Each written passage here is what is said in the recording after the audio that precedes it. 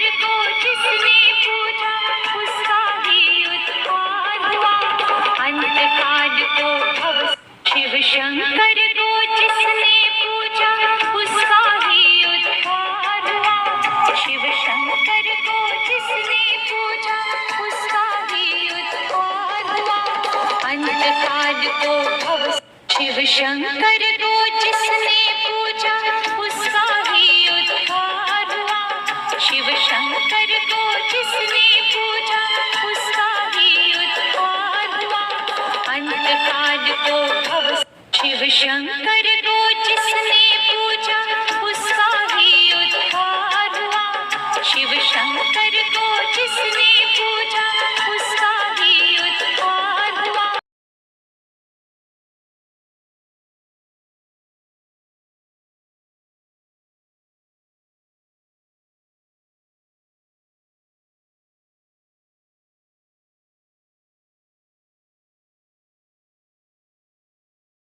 नमस्कार, मी सगु निर्मला आपशिंगेकर। आज आपणास शेवग्याच्या पानाचे पराठ्याची रेसिपी सादर करीत आहे।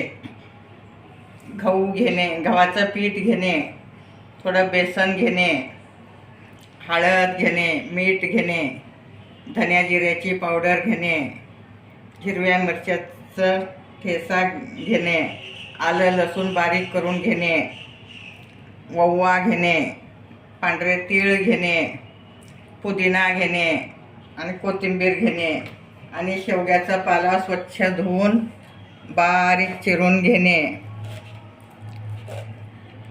अशा टाईपमध्ये तुम्ही बारीक चिरून घेणे। आता हे सगळं मिक्स करून घेणे।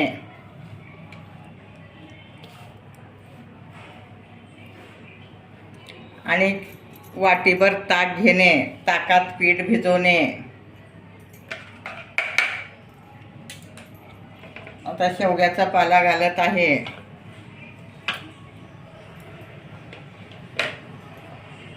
शेवग्याच्या पाल्यात कॅल्शियम भरपूर असतं, रोगप्रतिकार शक्ती वाढते, परत रक्त वाढतं, त्वचा पण मुलायम होते। गुडघे दुखत असलं तर गुडघे कमी होतात, परत केसाची वाढ होते। खूपच पौष्टिक असतं शेवग्याचा पाला। आता आपण थोडं ताक घालत आहोत।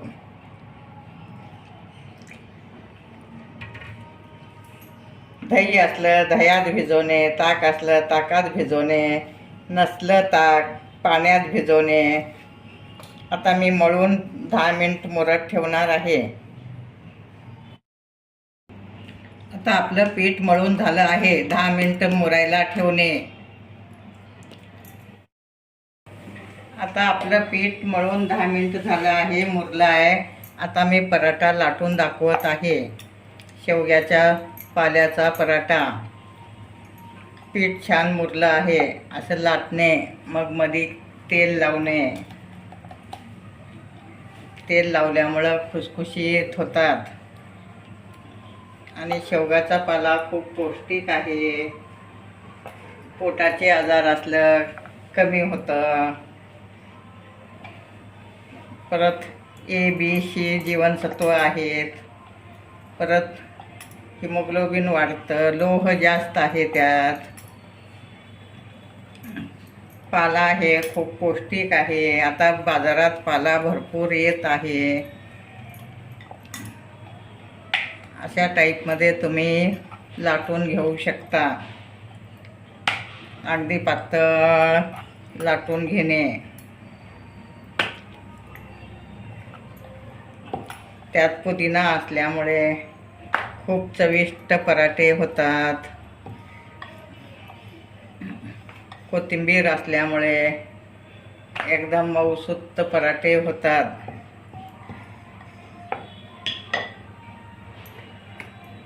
अशा टाईपमध्ये लाटून घेणे। केसासाठी सुद्धा खूप चांगलं असतं शेवग्याचा पाला। केसाची वाढ भरकन होते, केस गळणे थांबतात. आता लाटून झाला आहे पराठा. आता तेल लावणे.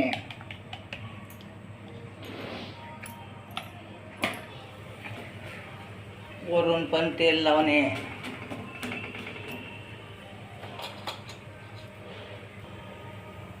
अशा टाईपमध्ये तुम्ही शेकून घेणे. खमंग खरपूस भाजून घेणे. तर तुम्ही पाहू शकता छान भाजून झालं आहे. अगदी फुगलं सुद्धा आहे. शेवग्याच्या पालाचे पराठे आता झालं आहे शेकून. आता दुसरं दाखवते मी.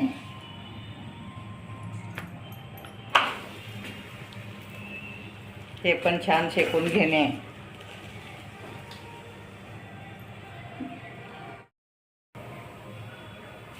आता आपला दुसरा पराठाही शेकून झाला आहे.